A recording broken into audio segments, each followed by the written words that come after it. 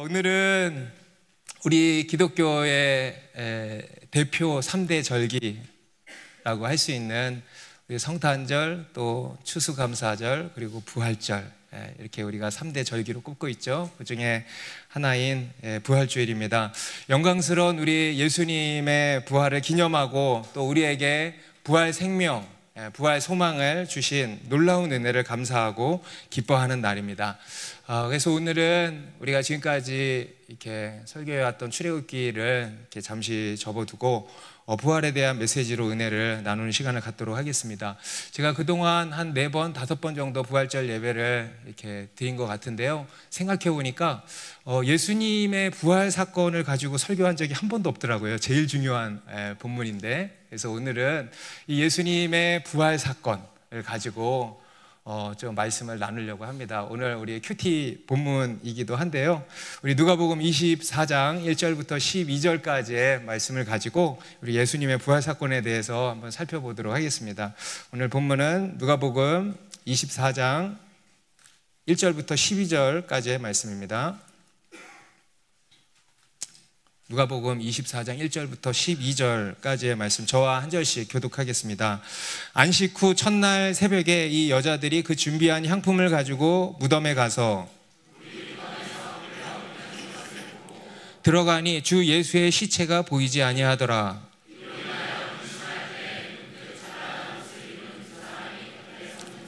여자들이 두려워 얼굴을 땅에 대니 두 사람이 이르되 어찌하여 살아있는 자를 죽은 자 가운데서 찾느냐.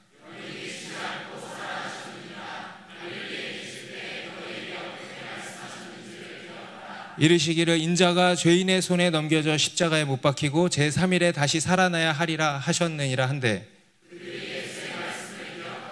무덤에서 돌아가 이 모든 것을 11사도와 다른 모든 이에게 알리니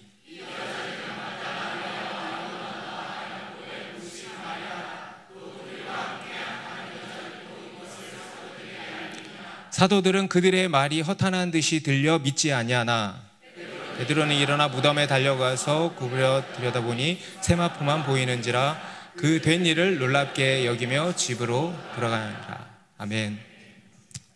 네, 예수님께서 지난 금요일에 이제 십자가에 달려 죽으셨습니다. 그리고 오늘 사흘째 되는 날 새벽에 다시 살아나셨습니다. 이 부활은 우리 기독교 신앙의 클라이막스라고 할 수 있습니다. 우리 기독교가 다른 어떤 종교와 구별되는 많은 것들이 있지만 그 결정적인 요소가 바로 이 부활입니다. 이 세상의 많은 종교들은요, 뭘 자랑하냐? 바로 무덤을 자랑합니다. 교주의 큰 무덤을 자랑합니다. 어떤 종교는 교주의 뼈 조각을 찾았다고 기뻐하고 그것을 자랑합니다. 그리고 그것을 성지로 만들어서 거기 가서 절하고 그것을 숭배합니다. 그런데 기독교는 무덤이 없습니다. 기독교는 무엇을 자랑하는가? 우리는 빈 무덤을 자랑합니다. 바로 부활인 것입니다. 그럼 우리에게 만약 부활이 없다면 어떨까요? 우리에게 만약 부활이 없다면 우리가 믿는 것은 한순간에 무너져 내리고 말 것입니다. 우리 사도 바울도 고린도전서 15장에서 부활이 없다 하는 사람들을 향해서 이렇게 얘기를 하죠. 부활이 없다면 어떻겠냐? 부활이 없다면 우리의 믿음은 다 헛것이다. 부활이 없다면 이 세상에서 가장 불쌍한 사람은 바로 우리들일 것이다. 믿은 자가, 죽은 자가 다시 살아나지 못한다면 내일 죽을 터이니 먹고 마시자 하리라. 부활이 없다면 우리의 믿음은 헛것이라는 겁니다. 기독교는요, 진즉에 사라졌어야 하는 것이 마땅하다는 겁니다. 이처럼 부활은 우리 기독교 신앙의 핵심이라고 할 수 있습니다. 우리가 예수님을 믿는다고 하는 것은요, 예수님의 십자가 죽음과 또 부활을 믿는 것입니다. 여러분 믿으십니까? 네. 그렇다면 우리는 어떻게 이 부활을 믿을 수 있는가? 여러분 어떻게 믿을 수 있을까요? 제가 어떻게 믿으라고 늘 그럽니까?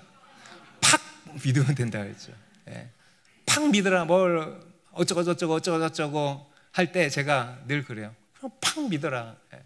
그런데요, 여러분, 오늘은요, 우리가 그렇게 팍 믿을 근거를 말씀드리고자 합니다. 여러분, 우리가 팍 믿어야 되는데 팍 믿을래도 그 믿음의 토대가 있어야 하는 거 아니겠습니까? 우리 믿음에 두 가지 토대가 있는데요. 첫 번째는 이제 성령님의 인도하심이에요. 여러분, 우리는요, 우리가 못 믿어요, 사실. 우리가 팍 믿지만 그 토대가 있습니다. 성령님이 믿게 해주셔야 돼요. 성령님의 역사하심입니다. 그래서 성령께서 믿도록 인도해 주셔야 우리가 믿을 수 있는 것인데요. 그런데 그보다 먼저 선제되어야 하는 또 한 가지 토대가 있으니 바로 역사적 사실성입니다.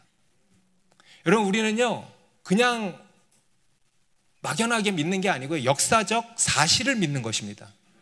여러분, 역사적 사실이 아니면 그것은 믿을 게 못 되는 거예요. 믿을 수가 없는 것입니다. 그래서 이 성령의 인도하심과 역사적 사실성이 우리 믿음의 토대가 되는 것입니다. 오늘 우리가 읽은 이 본문이 우리로 하여금 예수님의 부활을 믿도록 하는 토대가 되는 말씀입니다. 성경에 나오는 수많은 사건들 중에서 가장 중요한 사건이라고 할 수 있겠습니다. 예수님께서 죽으신 지 사흘 만에 다시 살아나신 이야기를 아주 사실적으로 기록을 하고 있는 것입니다. 우리가 볼 때는 그냥 그저 맥없이 힘없이 기술된 서술처럼 보이지만은요, 그래서 오늘 이따가 큐티할 때 이거 가지고 뭘 묵상을 하지? 라고 생각할 수 있지만은요, 오늘 이 본문은요 굉장히 강력한 메시지입니다. 우리에게 아주 강력한 메시지를 던지고 있다는 것을 우리가 알아야 됩니다. 그래서 먼저 오늘 본문의 내용을 간단히 살펴보면은요, 우리 1절부터 다시 봅니다. 안식 후 첫날 새벽에 이 여자들이 그 준비한 향품을 가지고 무덤에 가서, 안식 후 첫날 새벽이라고 합니다. 유대교에서의 안식일이죠. 토요일입니다. 그 안식일 다음 날, 주일이죠. 다음 날 새벽에 있었던 일이라는 겁니다. 오늘날 교회가 주일에 예배를 드리는 기원이 여기에 있습니다. 원래는 이 유대교에서는 안식일에 예배를 드려왔거든요. 그런데 그 유대인들의 전통을 깨고 이제 이 주일에 예배를 드리기 시작한 것이 바로 여기에서 출발하게 된 것입니다. 그 안식 후 첫날 새벽에 이제 누가 나타났다고 하냐면, 누가 나타났다고 합니까? 여자들이 나왔다 그러죠. 보면 이 여자들이라 하면 이제 바로 앞에 나오는 여자들이겠죠. 누가복음 23장 55절에 갈릴리에서 예수와 함께 온 여자들이 나옵니다. 우리 오늘 본문 10절에 가면은 그들의 이름이 구체적으로 또 언급이 되어 있습니다. 10절에 이 여자들은 막달라 마리아와 요한나와 야고보의 모친 마리아라, 또 그들과 함께한 다른 여자들도 이것을 사도들에게 알리리라. 그래서 3명의 여인들의 이름이 나오죠. 막달라 마리아, 아시죠? 귀신 들렸다가 예수님이 치유해 주신 자매님. 그리고 요한나는 누구냐면, 요한복음 4장에 나오는 왕의 신하가 예수님께 자기 아들이 죽을 병에 걸렸으니 고쳐주십시오 했을 때 예수님이 가라, 네 아들이 살아있다 해서 갔는데 진짜 아들이 산 이야기 아시죠? 그 왕의 신하, 그 왕의 신하의 부인입니다. 그래서 그 부인이요, 예수 믿고 굉장히 예수님께 이렇게 헌신을 했던 것입니다. 그 다음 야고보의 모친 마리아, 예수님의 어머니죠. 이들이 향품을 가지고 무덤으로 갔다는 겁니다. 여러분, 이미 장례가 끝났어요, 안 끝났어요? 끝났어요. 그런데요, 그냥 무슨 생각인지 무덤에 갔다는 거예요, 향품을 들고. 여러분, 너무 무모한 행동 아니겠습니까? 무엇이 이 여인들로 하여금 무모한 행동을 하게 한 것일까? 바로 예수님을 향한 사랑인 것입니다. 여러분, 사랑은요, 여러분 사랑에 빠지면 어떻게 됩니까? 무모해져요. 사랑에 빠지면요, 그렇게 합리적이고 효율적인 사람이요, 그런 것들을 다 잃어버려요. 그게 사랑의 힘입니다. 이들은 예수님께서 죽으신 것을 알지만 여전히 그 자리를 떠나지를 못하는 것입니다. 어떤 사람들은 그런 여인들의 행동을 무모하다고, 무식하다고 비난할지도 모르겠습니다. 그런데요, 그러한 이 여인들의 헌신과 사랑이 어떤 결과를 낳게 되었는가? 바로 예수님의 부활의 첫 번째 증인이 되었다라는 거예요. 할렐루야. 우리 예레미야서에도 너희가 온 마음으로 나를 구하면 나를 찾을 것이요 나를 만나리라 하셨거든요. 아멘. 그런데요, 이 여인들이요, 정말 온 마음과 힘을 다하여서 주님을 구하고 찾으니까 예수님을 정말 만나게 된 것이었습니다. 여러분, 우리에게도요, 이러한 신앙의 열정, 이러한 예수님을 향한 사모함이 우리 가운데 있기를 바랍니다. 여러분, 그런 사람이 주님을 만나고 기적을 목도하게 되는 줄 믿습니다. 여러분, 우리는요, 생각해야 합니다. 신앙은 또한 생각하는 것이죠. 그런데요, 때로는 생각이 너무 많으면 안 돼. 여러분, 믿는 일에는 너무 생각 많이 하지 마십시오. 순종해야 할 일에도 너무 생각 많이 하지 마십시오. 그럴 때는요, 그냥 팍 믿고 팍 순종하는 겁니다. 여러분, 지금 내가 결단해야 되는 순간 앞에서요, 생각하지 마시고요, 그냥 딱 오늘 우리 끝나고 성교 신청하는 것도 생각을 너무 많이 하면은 신청할 수 있어, 없어? 못해. 계속 그 앞에서 머뭇거리면서 고민하는 사람들이 있어요. 매번 고민하고 있대. 고민하지 마시고 딱 액션을 취하시기 바랍니다. 여인들은 무작정 예수님의 무덤으로 갔어요. 그런데 깜짝 놀랄 일이 발생한 것입니다. 우리 2절 3절의 말씀 같이 읽습니다. 시작. 돌이 무덤에서 굴려 옮겨진 것을 보고 들어가니 주 예수의 시체가 보이지 아니하더라. 깜짝 놀랄 일이 발생한 거예요. 무덤이 비어 있는 것입니다. 돌이 무덤에서 굴려 옮겨진 것을 보고 들어가서 보니 예수님의 시체가 보이질 않는 거예요. 오늘날 우리는 이것이 그닥 크게 와닿지 않을 수 있습니다. 그런가 보다. 큰 감흥이 없을 수 있어요. 그런데요, 이것은요, 굉장히 엄청난 일입니다. 예수님의 빈 무덤은요, 아주 예수님의 부활의 결정적인 증거입니다. 그래서 그에 대해서는 이제 뒤에 가서 제대로 제가 설명을 드리겠습니다. 그러니까 이제 4절부터 6절 상반절에 이로 인하여 근심할 때에 문득 찬란한 옷을 입은 두 사람이 곁에 섰는지라. 여자들이 두려워 얼굴에 땅에 대니 두 사람이 이르되 어찌하여 살아있는 자를 죽은 자 가운데서 찾느냐? 여기 계시지 않고 살아나셨느니라. 여인들이 그 광경을 보고 너무 놀라고 근심하고 있을 때 문득 찬란한 옷을 입은 두 사람이 곁에 섰다. 누굴까요? 천사들이죠. 천사들이 그들 가운데 나타나서 이제 여자들이 두려워서 얼굴을 땅에 대니까 그들이 그럽니다. 어찌하여 살아있는 자를 죽은 자 가운데서 찾느냐? 여기 계시지 않고 살아나셨느니라. 예수님께서 부활하셨다는 거예요. 할렐루야. 예수님께서 살아나셨다는 겁니다. 그리고 6절 하반절부터 7절에 갈릴리에 계실 때에 너희에게 어떻게 말씀하셨는지를 기억하라. 이르시기를 인자가 죄인의 손에 넘겨져 십자가에 못 박히고 제3일에 살아나리라 하리라 하셨느니라 한데, 천사들이 뭐라 그럽니까? 기억하라는 거예요. 예수님께서 하신 말씀을 기억하라는 거예요. 여러분, 우리 예수님의 부활, 예수님의 십자가, 예수님이 이 땅에 오셔서 하신 모든 일들이요, 다 우발적인 일들이 하나도 없습니다. 갑작스런 즉흥적인 일들이 아니고요, 예수님이 이 땅에 오셔서 하신 일들은 다 뭡니까? 하나님의 말씀을 성취하기 위함이라. 하나님의 말씀을 다 성취하신 거예요. 미리 예고되신 바였다라는 것입니다. 그래서 우리 구약 성경에서도 창세기부터 말라기까지 다 예언된 바였고요, 예수님께서도 제자들에게 때때마다 거듭 말씀하셨어요, 안 하셨어요? 하셨어요. 제자들이 그것을 못 알아들어서 그랬죠. 갈릴리에서도 그것을 말씀하셨다는 거예요. 인자가 죄인의 손에 넘겨져 십자가에 못 박히고 제3일에 다시 살아나야 하리라 하셨다는 거예요. 그것을 어떻게 해라? 기억하라는 거예요. 기억하라. 여러분, 우리의 신앙은 무엇이다? 기억하는 것이다. 여러분, 우리의 믿음은 무엇의 힘이다? 기억의 힘이다. 다시 따라해보세요. 믿음은 기억의 힘이다. 여러분, 여기서 기억은요, 단순히 어떤 지식 정보를 저장하는 그런 기억이 아니죠. 그죠? 여기서의 기억은요, 활성화시키는 거예요. 활성화시키는 거, 깨닫는 거예요. 우리 안에 캐캐묵은 지식으로 남아있는 것을 활성화시키는 것, 이것을 기억하라는 것입니다. 그렇게 활성화시켜서 어떻게 하냐? 우리 삶에 지대한 영향을 미치는 거예요. 여러분, 우리 안에 있는 복음이요, 캐캐묵은 어떤 지식 정보로 저장되어 있는 것이 아니고요, 우리 삶을 장악하도록 그것을 일깨우는 것, 각성시키는 것, 이것이 바로 기억하는 것입니다. 그리고 그것을 도우시는 분이 누구시다? 바로 우리 안에 내주하시는 성령님이시라는 거예요. 그리고 오늘 이 천사들이 이 여인들에게 돕고 있는 게 뭡니까? 그들의 기억을 깨워주는 거잖아요. 그런 것처럼 성령님께서도 우리의 연약함을 도우신다고 하셨는데, 그게 구체적으로 뭐냐면 우리 안에 있는 캐캐묵은 그 기억을 깨우시는 거예요.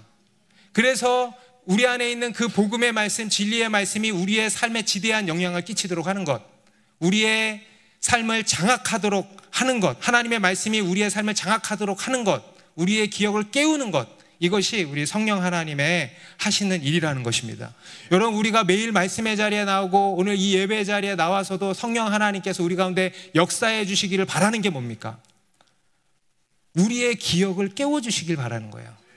우리 안에 있는 캐캐묵은 다 알잖아요. 그런데요, 아무 영향력이 없는 죽은 지식을 성령 하나님께서 이 자리를 빌어서 깨워주시는 거예요. 예수님이 부활하신 거 모르는 사람 없잖아요. 이 자리에 계신 분들 다 알잖아요. 그런데 그것이 여러분의 삶에 영향을 미치고 있습니까? 그러지 못하는 우리를 깨워주시는 것, 이것이 성령 하나님의 역사고요. 여러분, 이러한 성령의 역사가 우리 가운데 늘 있기를 주님의 이름으로 축복합니다. 그러니까 8절 9절에 같이 읽습니다. 그들이 예수의 말씀을 기억하고 무덤에서 돌아가 이 모든 것을 11사도와 다른 모든 이에게 알렸다. 이 여인들이 예수님이 하신 말씀을 기억하고 어떻게 했대요? 11사도와 다른 모든 이에게 알렸다. 첫 번째 부활의 증인이 되었다라는 것입니다. 여러분, 우리 그리스도인이 해야 할 일, 여러분, 우리가 세상에 알려야 하는 일이 뭔지 아세요? 네? 우리가 세상에 알려야 하는 유일한 일, 오직 예수님의 부활입니다. 여러분, 이것은요, 하나님의 천사들에게도 맡기신 것이 아니요, 오직 우리 그리스도인에게 맡기신 일이에요. 예수님의 부활을 알리는 일. 여러분, 다른 거 알리려고 하지 마시고 예수님의 부활을 알리시기 바랍니다. 그런데 그것을 들은 사도들은 어떤 반응을 보였다고 합니까? 우리 마지막 11절 12절, 사도들은 그들의 말이 허탄한 듯이 들려 믿지 아니하나 베드로는 일어나 무덤에 달려가서 구부려 들여다보니 세마포만 보이는지라 그 된 일을 놀랍게 여기며 집으로 돌아가니라. 사도들이 예수님이 부활하셨다, 다시 살아나셨다라는 이 소식을 어떻게 들었대요? 허탄한 듯이 들었다는 거예요. 여러분, 우리도 어떤 비현실적인 이야기를 들을 때, 실현 불가능한 일에 대해서 이야기를 들을 때 어떻게 들려요? 와닿지 않는 거예요. 허탄한 듯이 들릴 때가 있잖아요. 그죠? 여러분, 우리가 기적을 바랍니다. 할렐루야. 네. 여러분 삶에 기적이 일어나길 원하죠. 네. 그런데요, 정작 그 기적의 소식을 들으면은요, 허탄하게 들리는 거예요. 그래서 믿지 못하는 것입니다. 여러분, 오늘날에도 수많은 사람들이 이 성경의 이야기를 어떻게 듣습니까? 허탄한 신화로 듣는 거예요. 허탄한 신화로. 역사적 사실이 아니라 허탄한 신화로 듣는 겁니다. 그러니까 그 당시 제자들조차도 그랬다라는 것입니다. 예수님의 부활의 소식을요, 허탄하게만 들린 거예요. 우리도 아마 그랬을 것입니다. 그런데 그런 중에 누가 일어났대요? 베드로가 일어나서 무덤으로 달려간 것입니다. 여러분, 이 베드로는요, 정말 반응이 좋아요. 여러분, 반응이 좋은 사람들이 되시기 바랍니다. 여러분, 베드로에게 배울 게 뭐가 있어요? 이거 하나예요. 반응이 좋아. 자기가 베드로 같으니까 이렇게 웃고 있어요. 반응이 좋아요. 여러분, 반응이 좋은 사람이 되시기 바랍니다. 베드로가요, 일어나 무덤으로 달려간 거예요. 요한복음에는 베드로와 또 한 제자, 이제 요한이겠죠. 베드로와 요한이 함께 간 것으로 나옵니다. 그리고 이제 가서 무덤 속을 구부려 들여다보니 정말 무덤이 비어 있고 뭐만 남겨져 있었어요? 세마포만 보였던 거예요. 빈 무덤. 예수님의 빈 무덤. 굉장히 결정적이고 강력한 증거요, 메시지인 것입니다. 이게 발견이 된 거예요.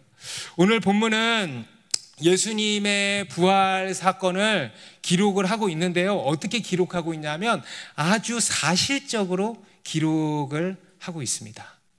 이 복음서의 저자들이요, 이 예수님의 부활 사건만큼은요, 아무 의미를 부여하지 않고 무엇에 집중을 하면서 기록을 했냐면 사실적으로 기록하려고 힘썼다라는 것을 우리가 알 수 있습니다. 너무 사실만 기록되어 있어서 그것이 우리에게 어떤 큰 의미로 다가오지 않는 것 같지만은요, 그것은 그 자체로 매우 강력한 메시지가 된다는 것입니다. 바로 예수님의 부활은 분명한 역사적 팩트라는 거예요. 분명한 역사적 사실이라는 거예요. 여러분, 예수님의 부활을 역사적 사실로 믿으십니까? 역사적 사실로 믿어야 되는 거예요. 제자들이 처음 그 소식을 들었을 때 반응했던 것 같은 그런 허탄한 신화가 아니라는 거예요. 예수님의 부활 사건은요, 역사적 사실입니다. 우리 기독교 신앙은 예수님의 부활뿐만이 아니라요, 우리 기독교 신앙은 철저히 역사적 사실성을 토대로 하고 있습니다. 아멘. 구약 성경에 기록되어 있는 수많은 사건들, 예수님의 이야기, 십자가와 부활 사건 모두 허구가 아니라는 거예요. 인간의 상상력, 인간의 관념이 아니라는 거예요. 사람들이, 학자들이 그러잖아요. 이것은 인간의 상상력에서 절대 나올 수 없는 것이다. 이것은요, 분명한 역사적 사실이라는 것입니다. 우리가 지금 보고 있는 누가복음 1장에 보면요, 누가복음 1장 1절부터 4절에 이 저자 누가가 이 글을 어떻게 기록했는지 이렇게 얘기를 합니다. 우리 중에 같이 읽어볼까요? 시작.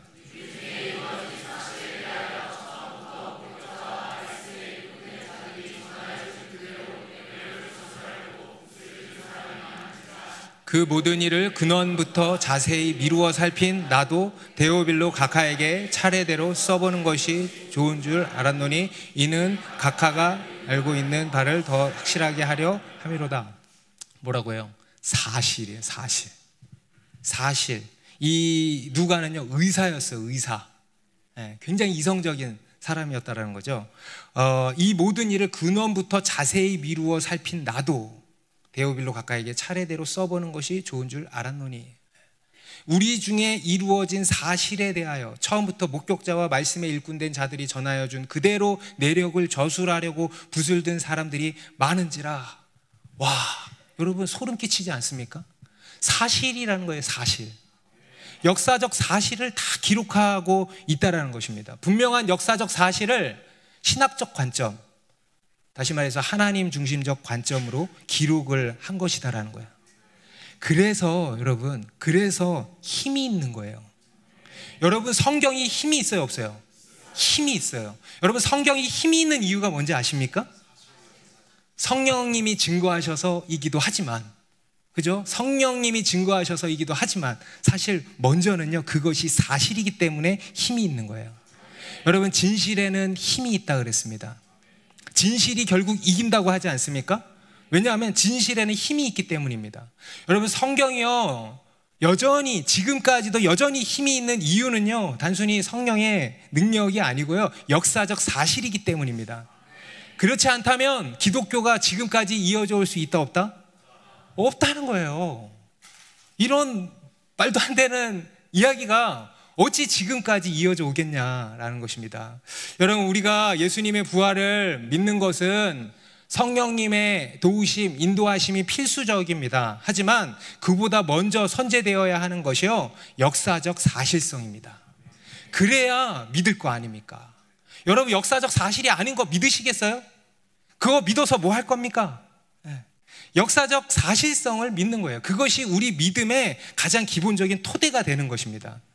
그래서 이 예수님의 부활의 역사적 사실성에 대한 변론은 매우 중요한 것입니다. 우리의 믿음은요, 거기에서부터 시작되기 때문입니다. 그래서 성경은요, 그에 대해서 아주 분명하게 증거하고 있다는 거예요. 예수님의 부활이 역사적 사실이라는 것을 분명히 보여주기를 노력하고 있는 것입니다. 특히 오늘 본문이 증거하고 있는 것이 무엇입니까? 바로 예수님의 빈 무덤이잖아요. 그죠? 이 빈 무덤이 아주 결정적이고 강력한 증거가 된다는 겁니다. 오늘 본문에서 제시하고 있는 이 예수님의 빈 무덤은 분명한 팩트입니다. 무덤이 비어있는 채로 발견되었다는 거예요. 무덤이 열린 채로 발견되었다는 거예요. 우리는 이에 대해서 그렇게 강력하게 와닿지 않을 수 있지만은요, 그것을 그 당시 상황에 비추어서 하나하나 따져보면 매우 강력한 놀라운 증거가 된다는 겁니다. 먼저 이 빈 무덤 자체에 대한 사실성을 따져보면은요, 여자들이 빈 무덤을 처음 발견하고 또 베드로와 요한이 그것을 발견하고 그리고 또 다른 제자들과 사람들에게 그것을 전한 거 아니겠습니까? 이들은요, 지금 다른 먼 곳에 가서 아테네나 로마나 이런 데 가서 이걸 지금 전한 게 아닙니다. 만약에 그랬다면은 신빙성이 많이 떨어지겠죠. 그런데요, 당장 확인할 길이 없으니까. 그죠? 그런데요, 지금 이들이 전하고 있는 사람들은요, 누구냐면 예루살렘에 있는 사람들이에요. 그리고 그들 사이에서 소문이 쫙 퍼져버린 겁니다. 그 당시 예루살렘 시내에서 예수님의 이 무덤까지는요, 도보로 한 15분 정도밖에 안 되는 그런 거리였습니다. 그러니까 여러분, 예수님의 빈 무덤이 만약에 아니다, 무덤이 꽝꽝 닫혀 있었다 그러면요, 이거는 뭐 반나절 만에 거짓이 확인이 되는 사실이에요. 그렇지 않습니까? 만약 무덤이 비어있지 않았다면요, 그들의 주장은 반나절도 지속되지 못했을 것입니다. 폴 마이어라고 하는 이 학자가 이런 이야기를 했습니다. 첫 부활절 이후 7주 후에 예루살렘에서 일어난 일은 예수님의 시체가 어떻든 요셉의 무덤에서 사라져 버렸을 때만 일어났을 수 있었다. 그렇지 않으면 사도들과 부활에 대해서 복잡하게 얽힌 오해가 있는 성전 지배층이 단시간에 아리마대 요셉의 무덤에 찾아가서 증거물을 밝혀서 사도들의 활동을 간단히 저지했을 것이다. 그들은 무덤이 비어 있었다는 것을 알고 있었기 때문에 이렇게 하지 않았다. 제자들이 시체를 훔쳐갔다는 그들의 공식적인 변명은 무덤이 실제로 비어 있었다는 것을 시인하는 것이 되었다. 맞죠? 네, 분명한 사실입니다. 그리고 또 이 예수님의 빈 무덤에 대한 또 한 가지 증거가 있는데요, 바로 여인들이에요. 여인들. 여인들에 의해서 처음으로 무덤이 비어 있는 것이 밝혀졌고 그들에 의해서 전해지기 시작했다라는 사실입니다. 여러분들도 들어서 아시겠지만 그 당시 1세기 팔레스타인에서는요, 여성들의 신분이, 자매님들 죄송하지만 여성들의 신분이 높았어요, 낮았어요? 특히 이 법적 증인으로서의 신분은 더더욱 낮았습니다. 실제로 그 당시 유대법은요, 여성들이 법정에서 증언하는 것을 거의 다 배제했다고 합니다. 만약 이 예수님의 부활이 제자들을 비롯해서 이 예수님의 이야기를 막 퍼뜨리려고 했던 사람들이 지어낸 이야기였다면 여자들을 첫 번째 증인으로 채택을 했을까? 여러분 같으면 그렇게 하셨을 것 같아요? 안 했겠죠. 굉장히 불리한 일 아닙니까? 그런데 그럼에도 불구하고 그렇게 증언을 하고 있고 그것이 오늘날에까지 전해지고 있다는 것은 뭘 보여줍니까? 그것이 진실이었다라는 것을 우리에게 반증해주고 있다라는 거예요. 그래서 오늘 본문이 우리에게 보여준 첫 번째 팩트, 예수님의 무덤이 비어있는 채로 발견되었다는 거예요. 아멘입니까? 그러면 두 번째로, 그러면 이런 일이 어떻게 생길 수 있는가? 이 빈 무덤이 발견될 수 있는 다른 빈 무덤이 어떻게 발견될 수 있는가? 이 빈 무덤이 발견될 수 있는 다른 가능성을 따져보면요, 결론부터 말씀드리면 가능한 일일까요? 불가능한 일일까요? 매우 불가능한 일이라는 겁니다. 왜냐하면 그 당시 이 유대인들과 또 로마 사람들은요, 예수님이 죽고 무덤 속에 갇혀 있는 것을 확실시하기 위해서 철저한 조치를 취했다라는 것을 우리가 알죠. 먼저는요, 여러분, 예수님의 시신을 매장한 게 누굽니까? 아리마대 요셉이에요. 모르는 그냥 일반 주민이 매장한 게 아니고요, 이 아리마대 요셉은요, 오늘날 우리나라로 치면 아주 유명한 국회의원 중 한 사람이에요. 사내들인 공회의원 중 하나, 공인이었다라는 거예요. 공인. 이 아리마대 요셉이 예수님의 시신을 매장을 했다라는 것입니다. 어떤 역사학자가 이렇게 이야기를 했습니다. 예수님이 묻혔다는 것은 역사적으로 확실하다. 아리마대 요셉이 매장했다는 것은 믿어도 된다. 그래서 이 아리마대 요셉에 의해서 이렇게 매장이 되었다라는 거예요.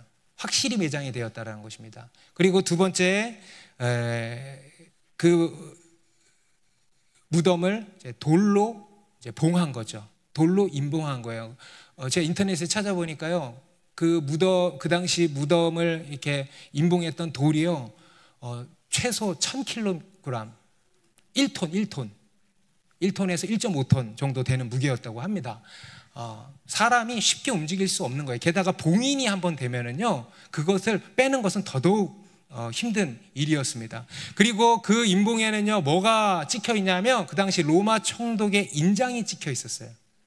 그래서 그 이음새에 점토로 발라놓고 거기에 로마 총독의 인장이 찍혀 있었습니다. 그러니까 절대 건드릴 수 없는 것입니다. 그리고 그 앞에서 누가 지키고 있었다 그래요? 경비병들이 지키고 있었대요. 우리 마태복음 27장에 다 나오는 이야기입니다. 63절에 보면 주여 저 속이던 자가 살아있을 때에 말하되 내가 사흘 후에 다시 살아나리라 한 것을 우리가 기억하노니 그러므로 명령하여 이 무덤을 사흘까지 굳게 지키게 하소서. 그의 제자들이 와서 시체를 도둑질하여 가고 백성에게 말하되 그가 죽은 자 가운데서 살아났다 하면 후에 속임이 전보다 더 클까 하나이다 하니 빌라도가 이르되 너희가 경비병이 있으니 가서 힘대로 굳게 지키라 하거늘 그들이 경비병과 함께 가서 돌을 임봉하고 무덤을 굳게 지키니라. 경비병과 함께 가서 돌을 임봉하고 무덤을 굳게 지키니라. 여러분, 이 유대 종교 지도자들의 이러한 노력은요, 예수님의 부활을 더욱 증거하는 것입니다. 아멘입니까? 네. 여러분, 이해되십니까? 네, 이 유대인들의 이러한 노력을 하나님이 오히려 사용하고 계신 거예요. 이것은 제자들이 예수님의 시체를 빼돌렸다거나 아니면은 또 묘지 도적범들, 도굴범들, 예수님의 시신을 훔쳐갔다거나 아니면 예수님이 죽은 게 아니라 기절했는데 아무튼 이런 말도 안 되는 이야기들을 조금도 허용하지 않는 그런 사실들이라는 거예요.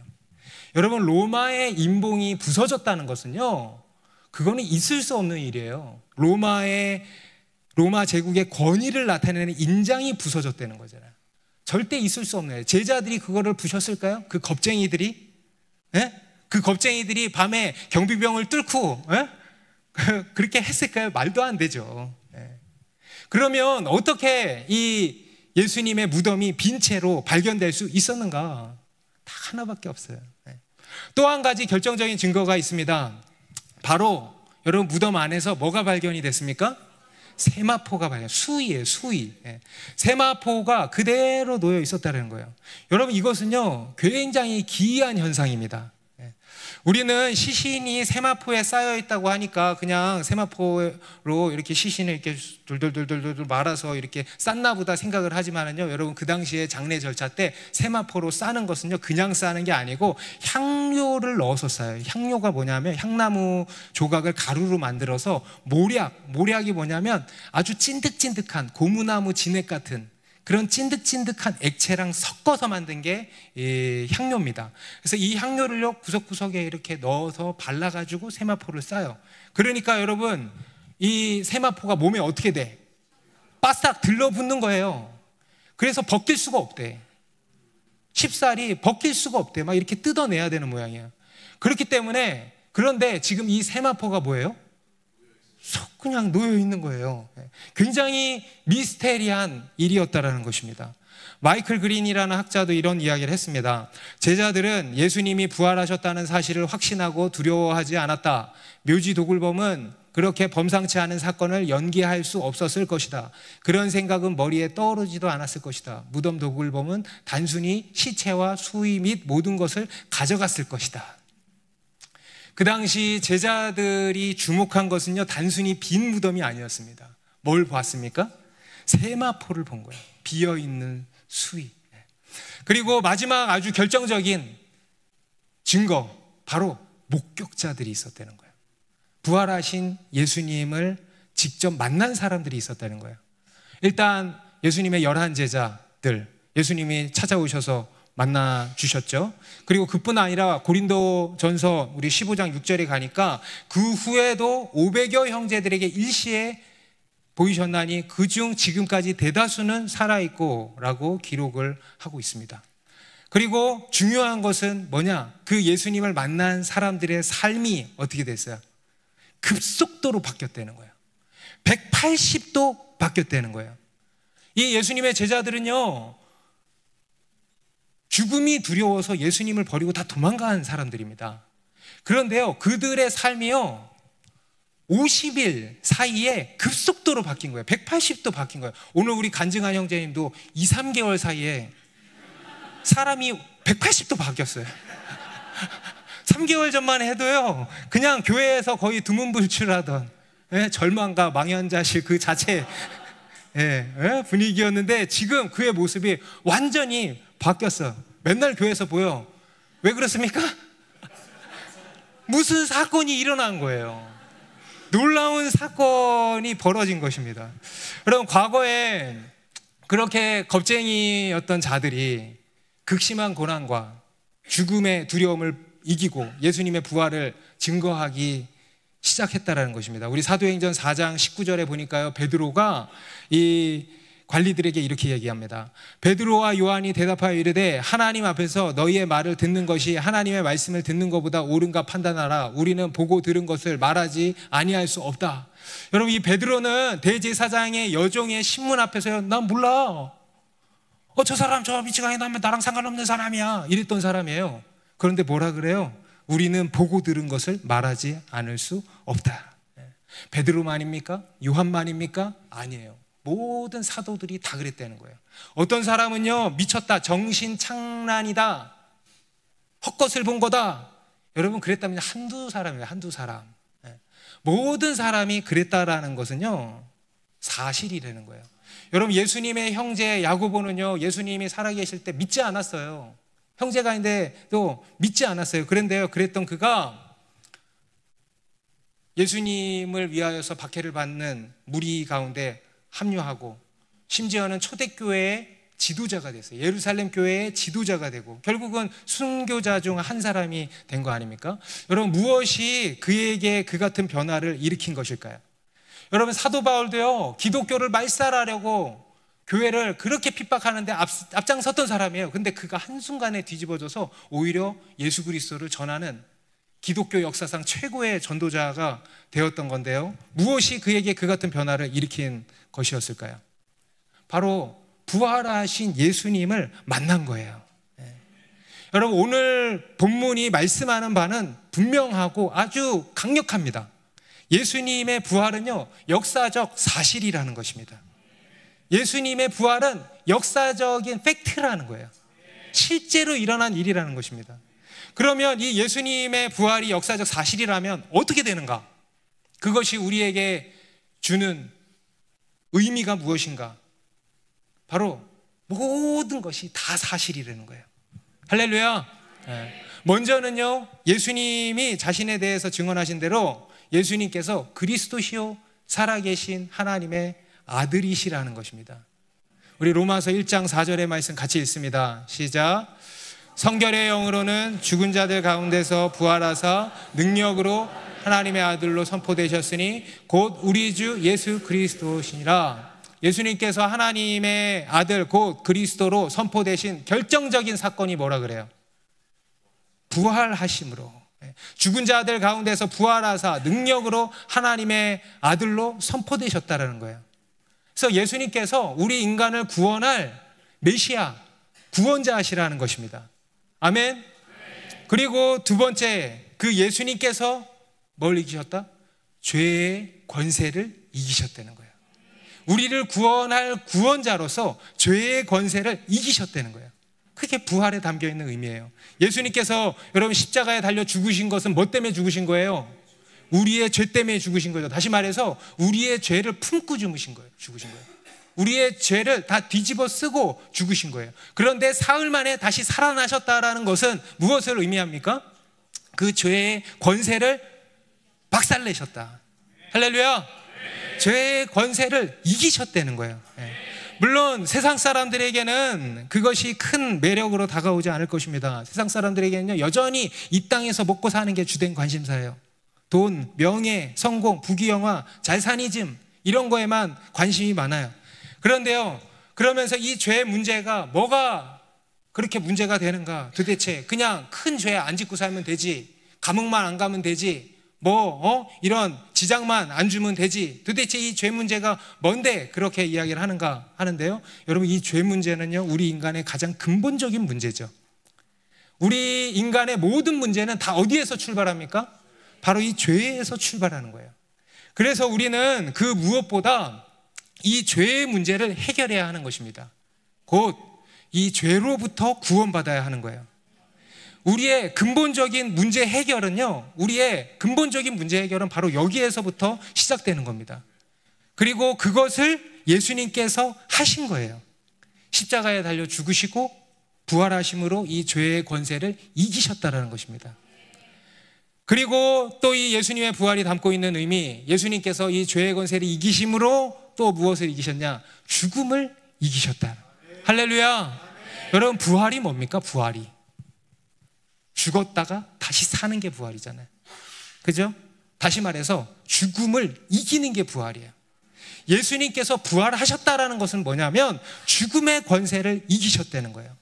여러분, 우리 인간을 절망의 나락으로 빠뜨리는 근본적인 악이 뭡니까? 바로 이 죽음이에요. 우리 인간은요, 여전히 죽음의 그늘 아래에서 하염없이 두려워하고 절망하고, 좋은 일이 생겨도 여전히 두려워하고 절망해. 그렇죠? 여전히 고통을 당하게 되는 것입니다. 바로 죽음 때문에. 우리 인간의 근본적인 문제, 바로 죽음의 문제입니다. 그런데 예수님께서 그 죽음을 이기셨다는 거예요. 그리고 우리에게 뭘 주셨는가? 영원한 생명을 안겨주셨다는 거예요. 할렐루야. 우리에게 영생을 주셨다는 거예요. 여러분, 우리에게 필요한 게 뭡니까? 돈입니까? 여러분, 우리에게 필요한 게 고작 그런 거밖에 없습니까? 이 땅에서 먹고 살 어떤 것입니까? 그거밖에 없습니까? 여러분, 우리 인간에게 정작 필요한 것은요, 영원한 생명이에요. 영생. 여러분, 우리 인간의 인생이 아무리 돈 많이 벌고 잘 되고 좋은 데 취직하고 성공하고 해도 무가치한 이유가 뭐냐? 죽음 때문 아닙니까? 우리의 인생을 헛되게 만드는 것. 그 솔로몬이, 그 부귀영화를 누린 솔로몬이 헛되도다 고백하게 만드는 건 뭡니까? 죽음이잖아요. 죽음. 우리 인간의 가장 근본적인 문제, 죽음이에요. 여러분, 죽으면 모든 게 다 끝이에요. 우리 인류 역사 가운데 수많은 부를 누렸던 사람들, 권력을 누렸던 사람들, 그들이 다 헛된 이유가 뭐예요? 죽어버렸기 때문에. 죽음. 그렇기 때문에 우리 인간에게 그 무엇보다 필요한 것은 바로 영원한 생명이라는 것입니다. 죽음을 이기는 영원한 생명. 그런데 그것을 예수님께서 우리에게 주셨다는 거예요. 할렐루야. 이것이 예수님의 부활에 담겨 있는 의미이겠습니다. 그리고 그것이 우리 믿는 자들의 인생을 변화시키는 원동력이 또한 되는 것입니다. 예수님의 부활이 우리의 인생을 완전히 뒤집어 놓을 수 있는 힘, 원동력이 된다라는 것입니다. 먼저는요, 우리로 하여금 죽음의 두려움에서 자유하게 하시는 것입니다. 우리 지난주에도 우리 교회 장례식이 있었죠. 한 집사님 아버님께서 이렇게 소천하신 일이 있으셨는데요. 우리가 장례식장을 이렇게 다녀보면은요, 믿는 사람과 믿지 않는 사람들의 분위기가 너무 다르다는 것을 느끼죠. 물론 슬픔이 없을 수는 없지만 이 세상 사람들이 가지는 슬픔과는 차원이 다른 것입니다. 우리는요, 슬픔이 있지만 마냥 슬퍼하지만 않는 거예요. 마냥 절망하지만 않는 거예요. 왜냐? 우리에게는 무엇이 있기 때문에? 부활 소망이 있기 때문에. 이것이 끝이 아니라는 걸 아는 거예요. 이게 끝이 아니라는 걸 우리가 알기 때문입니다. 그리고 또 이 땅에서 겪게 되는 여러 고난과 시련에 대해서도 마찬가지예요. 마냥 낙심하지 않고 담담하게 그것을 이겨나가게 되는 것은요, 우리에게는 부활 소망이 있기 때문입니다. 그리고 우리는요, 고난 속에서 또 절망 속에서 사망의 응침한 골짜기를 다닐지라도 이 부활 소망을 가지고 그것을 넉넉히 이겨나가게 되는 것입니다. 여러분, 우리 그리스도인에게는요, 늘 소망이 있습니다. 실패해도 실수해도 망해도 괜찮아요. 우리에게는 소망이 있어요. 바로 부활 소망이 있는 것입니다. 그리고 더 나아가 그것은 우리에게 새로운 삶, 새로운 라이프 스타일을 갖게 하는 것입니다. 예수님께서 가셨던 그 십자가의 길, 누구든지 나를 따르려거든 자기를 부인하고 자기 십자가를 지고 나를 따를 것이니라 하셨던 그 길을 가게 하시는 거예요. 악을 악으로 갚지 않고요, 양보하고요, 낮은 곳으로 향하고요, 좁은 문 좁은 길로 들어가게 만드는 거예요. 곧 매사에 죽음을 선택하게 하는 것입니다. 여러분, 우리가 매사에 죽음을 선택할 수 있는 이유가 뭡니까? 부활을 믿기 때문에. 여러분, 이것이 우리 그리스도인의 라이프 스타일이에요. 이러한 라이프 스타일을 갖도록 하신다라는 것입니다. 이것이 예수님의 부활이에요. 그리고 마지막으로 이 예수님의 부활이 의미하는 것은 무엇인가? 바로 새로운 시작을 의미하는 것입니다. 오늘 본문 1절에 보면요, 안식 후 첫날 새벽이라고 말씀하고 있어요. 안식 후 첫날 새벽, 그 주의 새벽, 그 주의 첫날이라고도 번역할 수 있습니다. 그 주의 첫날, 무엇입니까? 새로운 시작이라는 거예요. 여러분, 우리 인생에 또 한 가지 필요한 것이 있다면, 영원한 생명과 또 한 가지 필요한 것이 있다면 바로 새로운 시작일 것입니다. 여러분, 우리에게 소망이 뭡니까? 바로 새로운 시작 아닙니까? 여러분, 이 세상은요, 우리를 끝으로 몰아넣습니다. 그래서 우리에게요, 끊임없이 얘기하는 게 뭐냐? 너는 이제 끝났어 라고 하는 거예요. 너는 이제 끝났어. 이것이 우리를 향한 원수의 속삭임이에요. 너는 이제 끝났어. 그런데요, 그런 우리에게 예수님의 부활이 말씀하는 바가 뭐냐? 아니야, 이제 시작이야. 새로운 시작입니다. 그것은 끝이 아니고 새로운 시작이라는 거예요. 할렐루야. 여러분, 이걸 가지고 복음이라 그러는 거예요. 여러분, 이게 우리 인생의 복음 아닙니까? 세상은 우리에게 끝이라고 하지만 주님은 우리에게 새로운 시작을 선포하시는 거예요. 이게 예수 그리스도의 부활이에요. 여러분, 우리 하나님은 부활의 하나님이십니다. 우리 그리스도인에게는요, 이 부활의 소망이 있고 부활의 능력이 있습니다. 그래서 우리는 넘어지지만 다시 일어날 수 있는 힘이 있는 거예요. 실패하고 실수하지만 다시 할 수 있는 기회가 있는 거예요. 여러분, 오락실 가봤어요? 그런데 어디 이런 데 가면은요, 끝나도 계속되는 오락기계가 있잖아요. 갑자기 그게 생각이 났어. 네. 끝나도 다시 시작할 수 있어. 끝나도 다시 시작할 수 있어. 계속해서 일어날 수 있는 힘이 있고 계속해서 우리가 다시 할 수 있는 기회가 주어지는 거예요. 여러분, 이게 바로 부활입니다. 여러분, 지금 깊은 절망과 낙심 가운데 빠져 계십니까? 그래서 여전히 어떤 무덤에 갇혀 계십니까? 죽음에, 두려움에, 절망에, 슬픔에, 무덤에 갇혀서 신음하고 계십니까? 여러분, 예수님이 부활하셨습니다. 예수님께서 모든 것을 이기셨습니다. 세상에서는 너희가 환난을 당하나 담대하라, 내가 세상을 이기었노라. 우리 부활하신 예수님께 감사와 찬양과 기쁨의 박수를 드립시다. 할렐루야.